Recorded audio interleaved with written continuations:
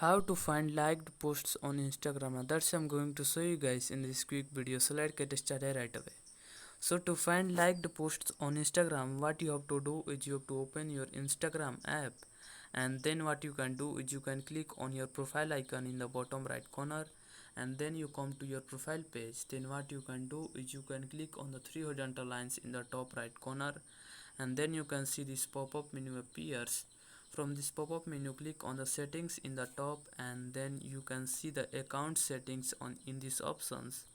Click on the account settings, and when you click on the account settings, you have to scroll to the most bottom, and you can see here the posts you have liked. Click on the posts you have liked, and here you can see all the posts that you have liked.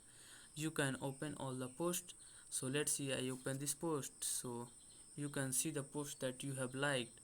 So that's basically that how you can do this. You can scroll to the bottom, and you can see all your posts that you have liked. So that's basically that how you can see the post you have liked. If you found this video helpful, please subscribe to my channel, like on this video, and comment below that it works. I appreciate it.